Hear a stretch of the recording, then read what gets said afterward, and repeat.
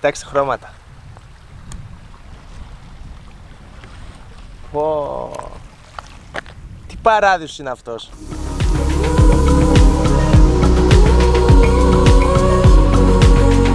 Η Λειψή είναι το παραμυθένο νησί των Δωδεκανήσων και όχι άδικα. Η ήρεμη ατμόσφαιρα του νησιού, τα πεντακάθαρα νερά και το γεγονός ότι απέχει από τη μαζική βιομηχανία του τουρισμού ήταν οι λόγοι να θέλω να ταξιδέψω μέχρι εδώ για να ανακαλύψω το μικρό μυθικό διαμάντι του Αιγαίου, κάνοντας ένα ταξίδι στην αυθεντική Ελλάδα. Ένας μικρός επίγειος παράδεισος όπου θα έχω την ευκαιρία να απολαύσω ήρεμες, ξέγνιαστες στιγμές, θέλοντας για λίγο να ξεφύγω από την καθημερινή ρουτίνα. Άλλο ένα ξεχωριστό νησί της χώρας μας με εκπληκτικά φυσικά τοπία, γευστικότατη τοπική κουζίνα και φυσικά φιλόξενους και χαμογελαστούς ανθρώπους.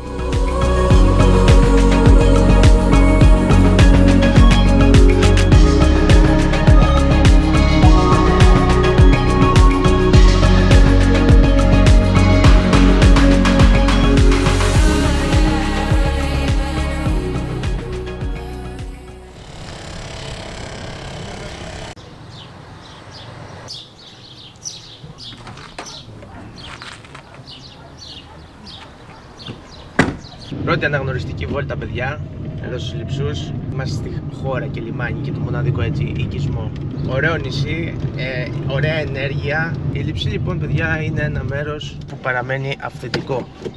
Οπότε για όλους εσάς οι οποίοι ψάχνετε κάτι αυθεντικό, τότε σίγουρα ένα ταξίδι στους Λειψούς θα σας αποζημιώσει.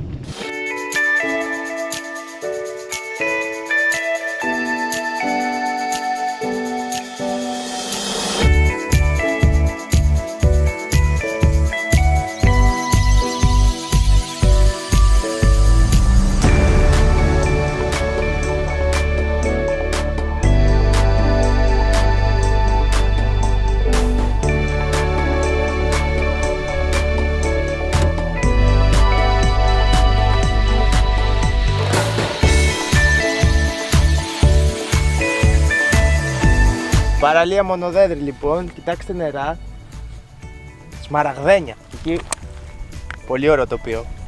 Ένα μικρό πεύκο, τέλεια είναι. Και στο βάθος είναι να σπρονίσει. Σε τι ωραία χώρα ζούμε ρε παιδιά. Πω.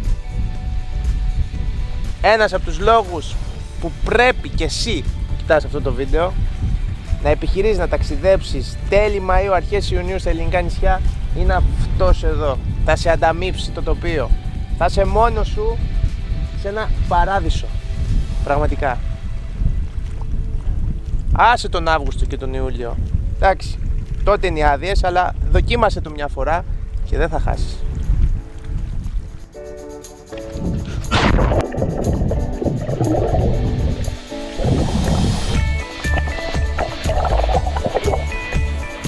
Καλά, η θάλασσα είναι φανταστική θερμοκρασία.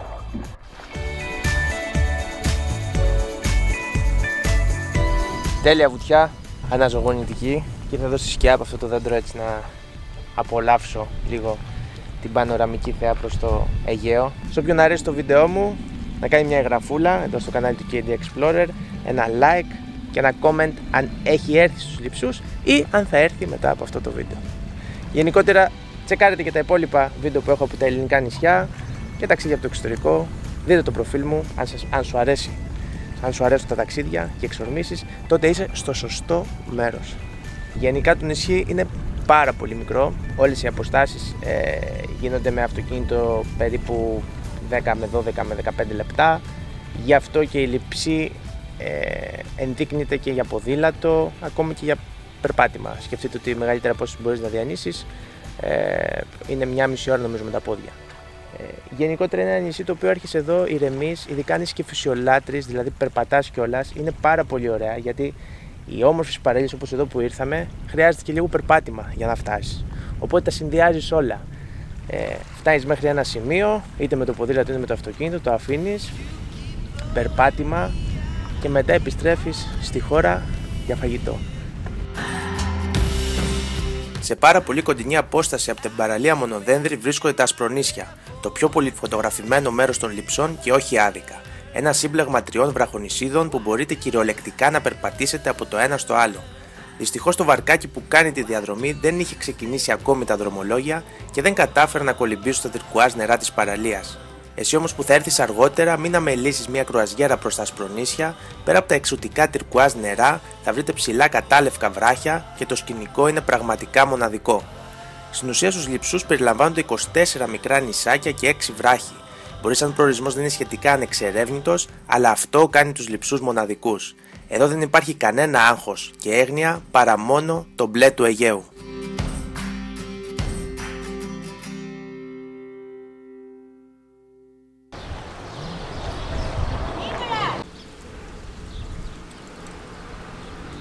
Αυτό λοιπόν είναι το λιμάνι εδώ στους Λειψούς και η χώρα του νησιού, γεμάτο βαρκούλες, ψαράδες, οι οποίοι κάθε πρωί γυρίζουν από τη χθεσινή ψαριά, επιστρέφουν στο λιμάνι, πλέκουν τα δίχτυα και ετοιμάζουν τον εξοπλισμό τους για το επόμενο απόγευμα. Οπότε κάθε μέρα υπάρχει αυτή η καθημερινότητα των ψαράδων στο λιμάνι.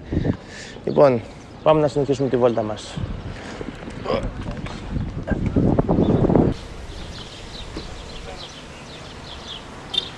Καλύβιο. Α, οκ. 30 χρόνια βίντεο. Και το καΐκι μου αυτό εδώ.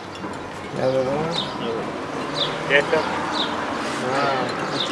Εκεί ήταν η γυναίκα μου. Εκεί τη γνώρισα και με παντρεύτηκε. Δεν την παντρευτήκατε, σας παντρεύτηκε? Ναι, το 1978. Γιατί εκείνα τα χρόνια που εδώ ήταν ένα από τα καλύτερα μέρη, ψαρότοπος. Και σφουγγάρια είχε τόση εκείνα τα χρόνια. Τώρα έχει καθόλου ψάρι? Και ψάρια είχε τώρα. Τώρα έχουν πέσει όλα, 5 χρόνια, 5 χρόνια εγγύηση, γιατί είναι γνήσια σφουγγάρια. Αυτά στοιχίζουν ψαλιδιασμένο πάνω από 400 ευρώ το κιλό. Αψαλίδιαστο έχει 250. Με τις πέτρες από κάτω. Στις πέτρες πάνω βγαίνουν αυτά, Πάνω σε πέτρα, σε πίκιο, σε μπαλιάβα. Βγαίνουν και τώρα σφουγγάρια, έχουν σταματήσει? Έχει? Βγαίνουν, απλώς λιγοσέψαν οι δίτες. Και μπελέψαν η νεολαία, δεν πάει. Εμείς φεύγαμε ταξίδι 7 μήνες. Για σφουγγάρια, Αμέ, εγώ είμαι 73 χρονών. Εγώ τη θάλασσα τη δούλεψα σκληρά, λεβέντε. Γιατί η θάλασσα θέλει δουλειά.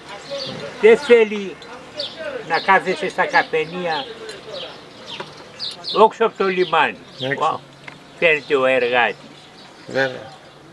Αυτό το καΐκι όταν έβγαινε όξω έφερνε μεροκάμα, να σου πούνε. Και μετά γίνατε και καλλιτέχνης, βλέπω. Κοίταξε να δεις. Όλα χρειάζονται. Όταν γερνά ο άνθρωπος. Ναι, πρέπει να κάνει και κάτι να ξεχνάτε. Μπράβο. Να σου πω την αλήθεια, εγώ πείνασα. Οπότε λέω να περπατήσω προς τα μέσα, να πάω να φάω κάτι.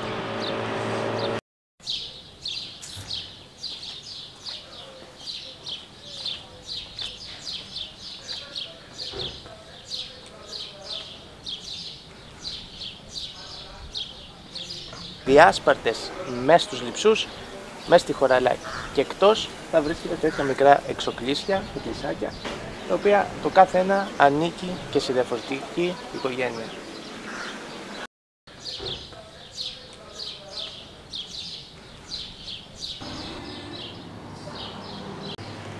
Γεια σου Μανώλη. Καλησπέρα, καλώς ήρθατε. Ο Μανώλης είναι ο ιδιοκτήτης και μάγειρας του μαγαζιού που θα φάω σήμερα. Βρισκόμαστε σε ένα πολύ ωραίο κτίριο, διατηρητή από την αρχαιολογία, με το μνημείο της Ρόδου. Παλιό παραδοσιακό και το ξανάφτιαξε έτσι ακριβώς όπως ήταν και όπως το απαιτήσαμε. Και τι τρώμε εδώ πέρα, Μανώλη? Συνήθως έχω κάθε μέρα 6-7 διαφορετικά μαγειρευτά. Έχω μια πολύ ωραία κάρτα με όλα τα διαφορετικά είδη φαγητών που μπορεί να υπάρχει, είτε για vegan ή vegetarian, ή για αυτούς που θέλουν ψάρι, είτε ομό είτε ψητό, ή ζυμαρικό, ή θαλασσινό, ή κρέας, τα πάντα. Καλύπτει τα πάντα δηλαδή. Τα πάντα σε όλες τις τομείς και σε ποικιλία κιόλας. Είχατε κάποια παράδοση οικογενειακή με τη μαγειρική ή ξεκινάς? Όχι, καθόλου μόνος μου. Εντάξει, οι γιαγιάδες μου πάντα μαγειρεύανε όμορφα και η μάνα μου. Αλλά πιο πολύ το επένδυσα εγώ. Πήγα σχολή, πήγα στη Λεμόντ και μετά τη Λεμόντ αναπτυσσόμαστε περισσότερο. Τέλεια, ωραία. Ωραία, θα πάω έξω να κάτσω και περιμένω να δω τι θα φάσουμε. Σας ευχαριστώ. Καλώς ήρθατε. Να είστε καλά. Για αρχή πήρα μια πράσινη σαλάτα με ξηρούς καρπούς και κυρίως χοιρινό με μέλι και θυμάρι. Δεν θα πω ψέματα, στην ταβέρνα του Μανώλη έφαγα το πιο νόστιμο μαγειρευτό φαγητό που έχω δοκιμάσει ποτέ. Ωρε φίλε. Πολύ καλό.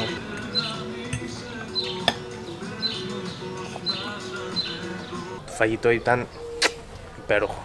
Πεντανόστιμο, παιδιά. Ο Μανώλης κάνει φοβερή δουλειά. Αν έρθετε στους Λειψούς, περάστε από το μαγαζί να φάτε ωραίο παραδοσιακό φαγητό. Ήρθα για μια τελευταία βουτιά σε μια έτσι ιδιωτική παραλία πολύ μικρή, κοντά στη χώρα, για να απολαύσω τη Δύση.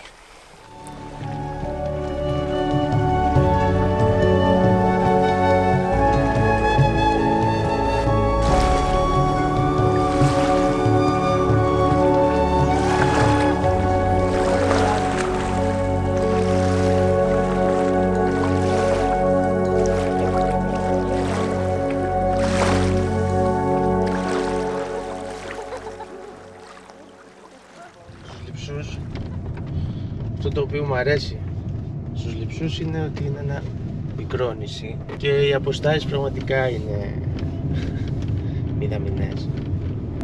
Τα έχεις όλα κοντά, όλες τις παραλίες. Τώρα λοιπόν πάμε προς την Παναγιά. Κίμηση βασικά λέγεται η παραλία και υπάρχει ένα μονοπάτι πέτρινο το οποίο οδηγεί σε ένα εκκλησάκι της Κίμησης Θεοτόκου. Και πάμε να το περπατήσουμε.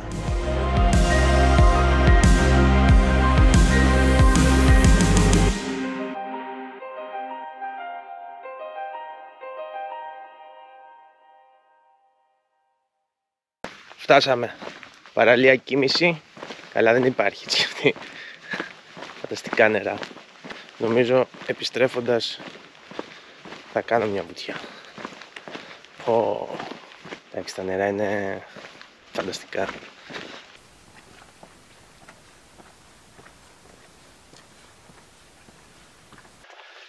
Πραγματικά αξίζει η πεζοπορία εδώ. Περπατάς σε ένα πάρα πολύ ωραίο τοπίο. Δεξιά βράχια, από κάτω πενταγάλανα νερά και στο βάθος οι νησίδες που χαρακτηρίζουν τους Λειψούς και θα σας πάω σε ένα σημείο όπου θα απολαύσουμε τέλεια δύση, ο ήλιος να πέφτει πίσω από τα νησάκια αυτά.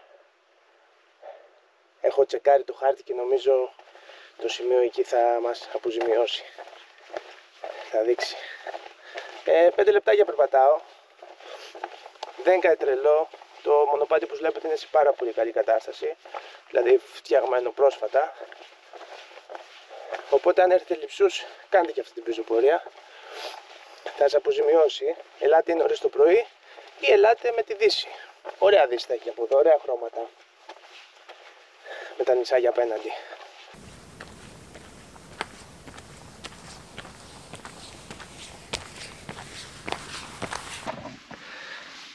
Έφτασα. Εντάξει, ναι, ένα τεταρτάκι είναι παιδιά, το πολύ. Αλλά προτείνω καλύτερα να έρθετε απόγευμα σούρουπο. Γιατί είναι 9 η ώρα, έχει φτάσει, 9 παρατέταρτο. Και ήδη ο ήλιος καίει πάρα πολύ. Οπότε αυτοί που δεν είναι εξοικειωμένοι θα ζοριστούν αρκετά. Οπότε ή πάρα πολύ νωρίς το πρωί, όταν λέμε νωρίς, πριν ανέβει ο ήλιος ψηλά για να αρχίσει να φωτίζει εδώ, ή στη Δύση. Οκ. Μπαίνουμε.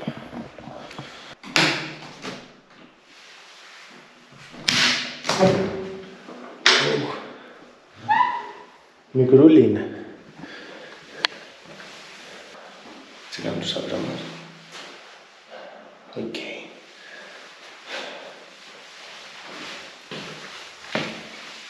Θα ξανακλείσουμε.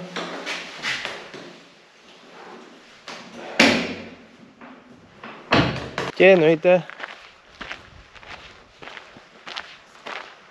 τρομερή θέα προς τα νησιά που σας είπα. Τυρκουάζ χρώματα. Εντάξει, πρέπει να έχει και πολύ ψάρι η περιοχή. Επειδή πείνασα, πάμε κάτω στη χώρα για φαΐ. Πρωινό στον Καΐρη. Ο κύριος Καΐρης είναι εδώ ιδιοκτήτης του φούρνου που τρώμε το πρωινό μας. Το καλύτερο. Σίγουρα στο φούρνο θα βρεις τα πάντα από φαγητό, σνακ και καφέ. Ωστόσο αυτό που αξίζει σίγουρα να δοκιμάσεις είναι η παραδοσιακή χειροποίητη τυρόπιτα των Λειψών, η οποία φτιάχνεται από ντόπια αυγά του νησιού και τη λειψιώτικη μυζήθρα. Υπάρχουν δύο είδη, η κλειστή τύπου κουρού, αλλά και η στρογγυλή, την οποία έφτιαναν στα σπίτια τους στις γιορτές. Ποιος? Να βάλετε κι εσείς άσκηση στα ταξίδια. Ξέρω ότι πάτε για ξεκούραση κατά κύριο λόγο, αλλά πιστέψτε με, ένα περπάτημα πρωινό ή στη Δύση και μετά μπανάκι θα σε αποζημιώσει πραγματικά. Δεν θα σε κουράσει, αλλά θα σε ξεκουράσει περισσότερο, να το ξέρεις αυτό. Πήγαμε για πλάτη γυαλό.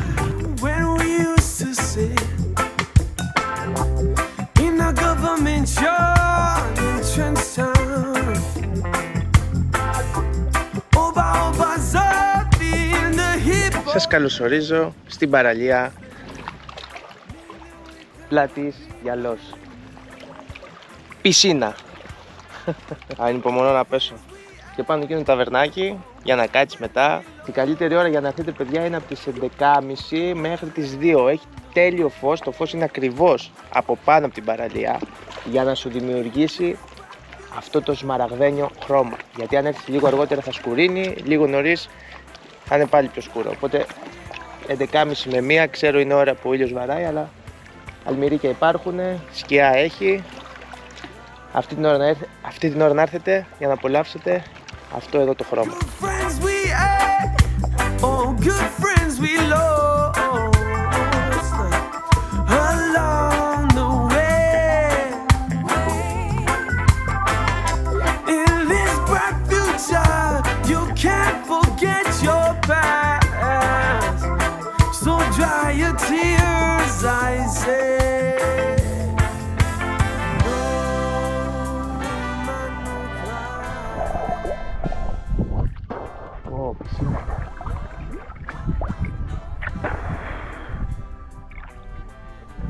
Να τη βουτιά, πάμε στο ταβερνάκι από πάνω να τσιμπήσουμε. Κλασικό ελληνικό ταβερνάκι, δίπλα στο κύμα, σε αυτά τα υπέροχα νερά. Θα φάμε κλασικά πράγματα εδώ. Γεμιστά, φέτα, βραστά λαχανικά και λεμονάδα. Έφτασε το φαΐ.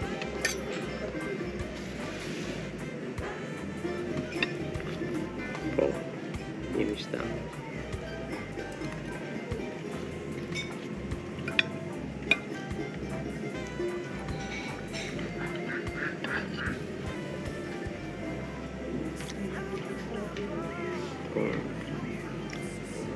Και πιο ωραίο, ρε παιδιά, μετά τη θαλασσούλα να κάτσεις στο ταβερνάκι, τρως έτσι γεμιστά με φέτα. Ξέρετε, ανοίγουν συνέχεια μαγαζιά και όλοι προσπαθούν να κάνουν κάτι διαφορετικό, έτσι πιο περίτεχνο, γευσηγνωσία με κρασί. Ωραία είναι όλα αυτά, εξελίσσεται η μαγειρική, αλλά η ταπεινή, πραγματικά ταπεινή μου γνώμη είναι ότι χρειάζονται και μαγαζιά που να πηγαίνεις και να γεύεις πραγματικές ελληνικές γεύσεις, όπως τις γευόμαστε στο σπίτι μας. Κατά τη γνώμη μου, την ταπεινή, το λέω πάντα έτσι. Σε όποιον αρέσει το ταξίδι μου μέχρι στιγμής εδώ στους Λειψούς και γενικότερα του αρέσουν τα ταξίδια και εξορμήσεις, μια γραφούλα για να παρακολουθεί τα ταξίδια μου, like και comment σχετικά με τους Λειψούς.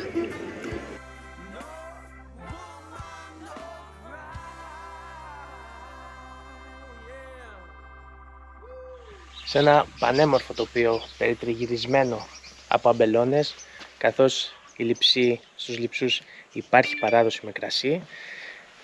Ωστόσο, μέσα στους αμπελώνες ήρθα στην εκκλησία της Παναγίας του Χάρου είναι το σημαντικότερο λατρευτικό κέντρο εδώ στο νησί και πολλός έλξης για πολλούς χριστιανούς που έρχονται για εκκλησιαστικό τουρισμό για να επισκεπτούν την εκκλησία που βλέπετε πίσω μου και να δουν την εικόνα της Παναγίας του Χάρου, που είναι η μοναδική εικόνα που η Παναγία κρατάει στα χέρια της το Χριστό σταυρωμένο μαζί με το Χριστό, νομίζω στην αριστερή της πλευρά. Πάμε να δούμε αν είναι ανοιχτά να μπούμε μέσα. Συνήθως τους έχουν κλειστούς τους ναούς πλέον, αλλά οκ, κλειστά παιδιά, οπότε ελπίζω να βρω φωτογραφία να σας δείξω την εικόνα της Παναγίας.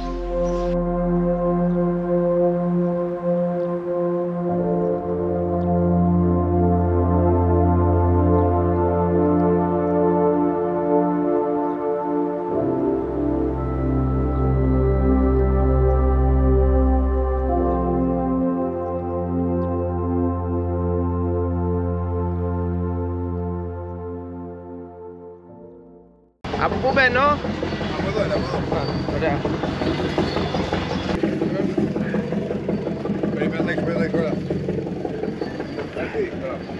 Τέλεια. Ο Νίκος είναι ο καπετάνιος μας. Θα ταξιδέψουμε και θα ψαρέψουμε.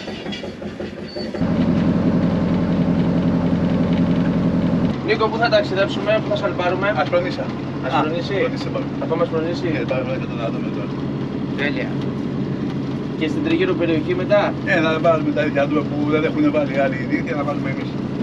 Πόσα χρόνια είσαι ψαράς? Από δημοτικό.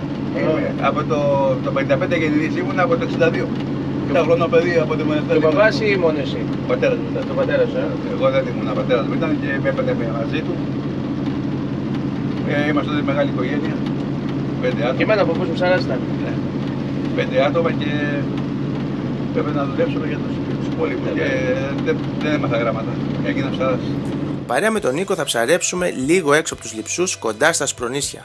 Αφού κάναμε μια βόλτα στην τριγύρω περιοχή, θα ρίξουμε τα δίχτυα σε 3 διαφορετικά σημεία. Στη συνέχεια θα φουντάρουμε σε ένα κοντινό όρμο να φάμε, απολαμβάνοντας ένα μοναδικό ηλιοβασίλεμα πάνω από τη βάρκα. Και αφού συζητήσουμε για αρκετή ώρα, θα κοιμηθούμε για να σηκωθούμε νωρίς το πρωί, να μαζέψουμε τα δίχτυα και να επιστρέψουμε στο λιμάνι. Ευχαριστώ τον Νίκο που μου έδωσε την ευκαιρία να ζήσω έστω και για λίγες ώρες την καθημερινότητα του ψαρά εδώ στους Λειψούς.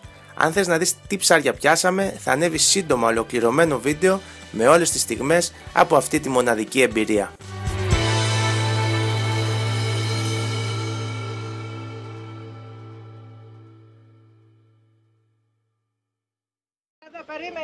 Νίκο, σε ευχαριστώ. Τίποτα.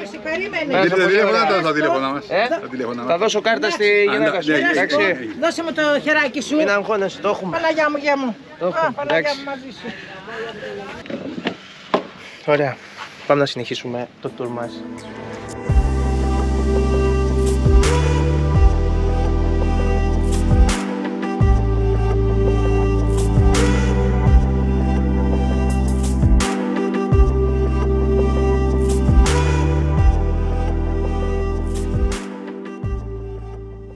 Άλλο ένα έτσι ωραίο σποτ εδώ στους Λειψούς για μπανάκι είναι αυτό που βρίσκομαι εδώ.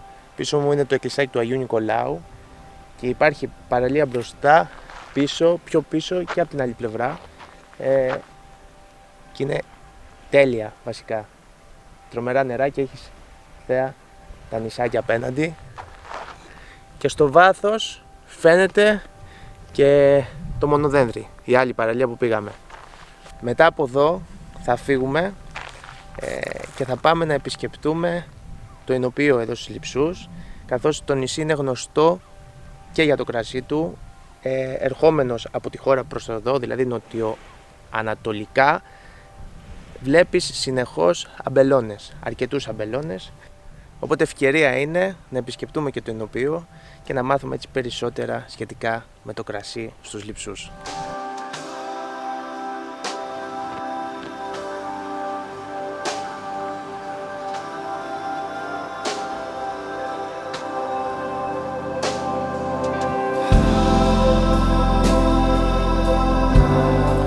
νησί των Λειψών έχει παράδοση στο κρασί που πηγάζει από την αρχαιότητα. Τα περισσότερα αμπέλια όμως ερήμωσαν με το κύμα μετανάστευσης το 1956, μέχρι βέβαια να φτάσουμε το 2014, όπου το όραμα δύο φίλων να δώσουν πνοή στο παραδοσιακό γλυκό κρασί του νησιού και να αναγεννήσουν την γηγενής ποικιλία Φωκιανό, παίρνει σάρκα και οστά με αυτό εδώ το εινοποιείο που θα επισκεπτώ σήμερα. Εδώ με περιμένει η Ευαγγελία, εινοποιός και κόρη ενός εκ των δύο ιδρυτών. Θα κάνουμε μια βόλτα στο αμπέλι και θα μιλήσουμε για το Φωκιανό. Ο μύθος θέλει την ποικιλία να παίρνει το όνομά του από την πόλη Φώκια στη Μικρά Ασία και το κρασί που φτιάχνεται από αυτή την ποικιλία να είναι δώρο του Θεού Διονύσου. Το Φωκιανό είναι από τις γηγενείς ποικιλίες που πηγαίνει πίσω στο χρόνο. Πρόκειται για μια σπάνια, ανθεκτική, με καλή ανάπτυξη ποικιλία, η οποία μπορεί να δίνει πολύ ενδιαφέρουσα αρώματα και πλούσιο χρώμα. Το Φωκιανό καλλιεργείται στο νησί εδώ και γενιές και προορίζεται κατά κύριο λόγο για την παραγωγή του παραδοσιακού γλυκού κρασιού.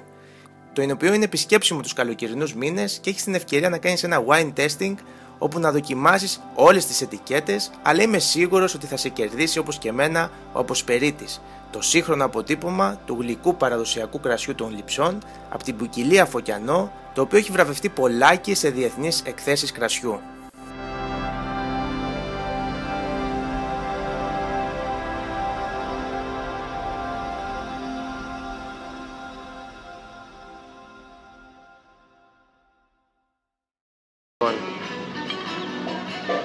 Έκανα μια στάση για να απολαύσω μια παγωμένη μπυρίτσα. Στην υγεία σας. Και να κάνω μια ανασκόπηση. Στους Λειψούς λοιπόν θα έρθεις για να ηρεμήσεις. Το νησί της Καλυψός της Θεάς, η οποία κράτησε εδώ τον Οδυσσέα γυρνώντας από την Τρία. Τι θα του έκανε ποιος ξέρει. Έρχεσαι λοιπόν στο νησί αυτό, δεν θα σου λείψει τίποτα, να ηρεμήσεις, να ξεκουραστείς.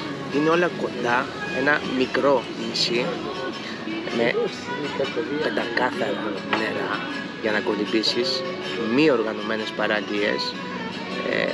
Κάποιες έχουν σκιά φυσική, κάποιες δεν έχουν, οπότε αν έρθεις έχει μαζί σου 2-3 πράγματα από θέμα εξοπλισμού παραλίας. Δεν είναι για σένα που θες να πας με το αυτοκίνητό σου μέχρι την οργανωμένη παραλία, να πλώσεις την κορμάρα σου στην ξαπλώστρα και να παραγγείλεις μια μπυρίτσα. Όχι, δεν είναι για σένα αυτό το νησί. Είναι για αυτόν τον οποίο θέλει να έρθει, να ξεχαστεί από το οτιδήποτε τον απασχολούσε μέχρι πριν έρθει εδώ, να περπατήσει στη φύση, να κολυμπήσει πεντακάθαρα νερά και να επιστρέψει μια χώρα που θα τον περιμένει εδώ, πλάι στις βαρκούλες, για να απολαύσει ή μια μπύρα ή ένα τσίπορο ή ένα κρασί, παρέα με ψαράκι και μεζεδάκι, και τότε θα αγαλιάσει η ψυχή του. Γι' αυτό τον επισκέπτεται. Είναι το νησί των Λειψών. Εγώ γι' αυτό ήρθα, και πόσο μάλλον ήρθα Μάιο, για να το ζήσω ακόμα πιο αγνό το νησί, καθώς ακόμα τα περισσότερα μαγαζιά, σκεφτείτε, ετοιμάζονται για να ανοίξουν για τη σεζόν.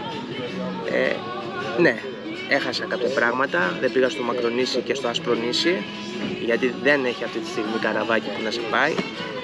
Στο Ασπρονήσι πήγα με τη βάρκα του πρωί, στο Μακρονήσι δεν πήγα καθόλου, που έχει έτσι μια σπηλιά. Αλλά οκ, κάτι κερδίζεις και κάτι χάνεις πάντα.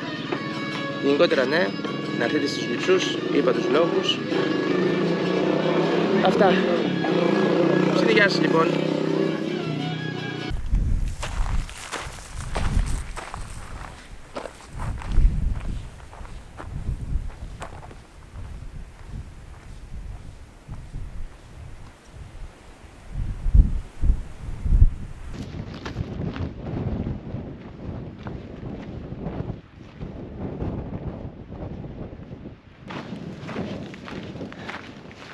Οδεύουμε προς το σημείο για να απολαύσουμε άλλη μία δύση.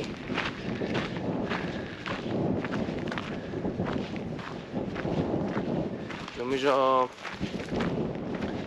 θα με αποζημιώσει σίγουρα η τοποθεσία.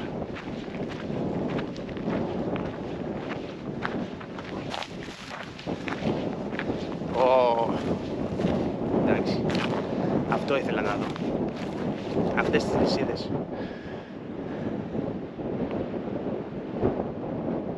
Γι' αυτό ήρθα μέχρι εδώ, για να απολαύσω Δύση, με αυτό εδώ το background. Άντε, γεια!